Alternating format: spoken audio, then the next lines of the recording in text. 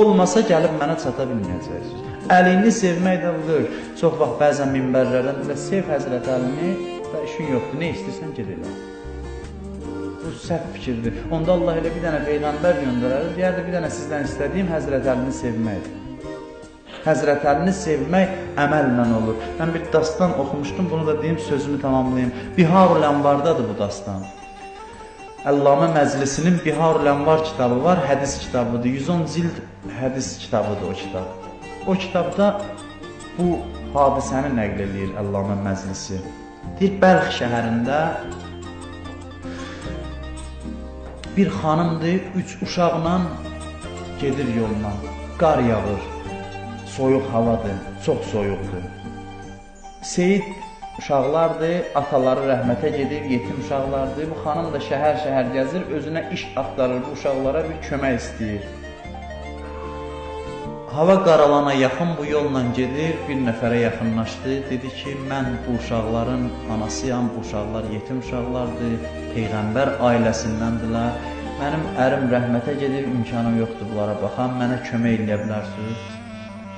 O kişi baxdı ona dedi ki, dəlil göstər mənə ki, bunlar seyiddirlər, sübut göstər. Ki, mən inanım. Dedi, mən bu qarın, soyuğun günündə dəlil hardan tapım sənin üçün? Dedi, dəlil mənəm ki, bu qarda, soyuqda 3 uşaq yanımda küçələri gəzirəm, bu dəlil. Dedi, qanı olmadı, çıxdı, getdi. Bu xanım gəzir küçələri qərib şəhərdə, axşam düşür, bir nəfər yoldan keçir, Zərdüş dinindən imiş, atəşpərəst.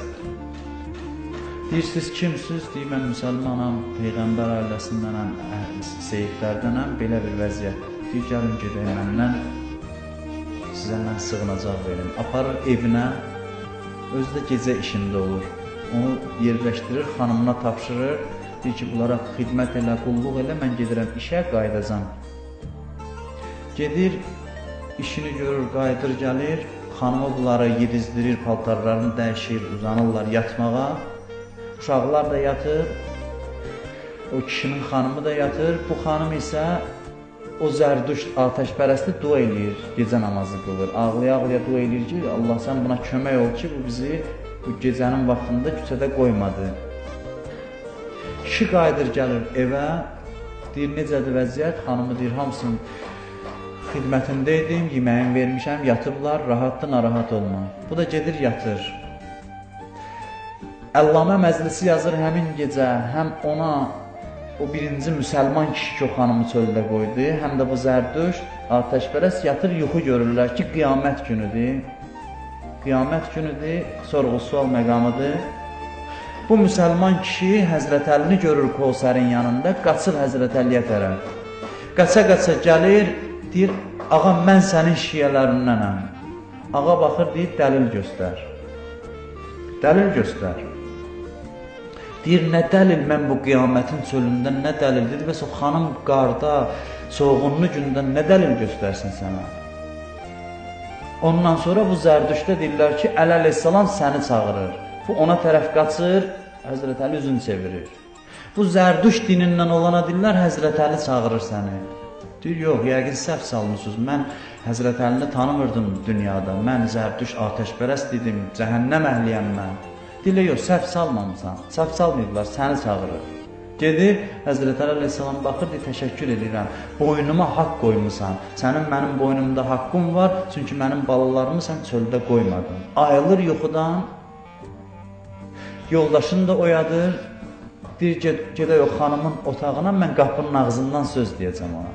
Heç otağa girib narahat eləmək. O da ibadət halında qapını döyürlər, deyir, nədir? Deyir ki, bəs mən həmin evin sahibiyəm, istəyirəm İslamı qəbul eləyəm. Mən istəyirəm sənin dinini qəbul eləyəm. Belə bir yuxu gördüm ki, sənin mövlun, sənin cəddün mənə belə bir şey dedi. O biri kişi də ki, yuxuda görür, gəzir bütün şəhəri, gəlir bunun evinə.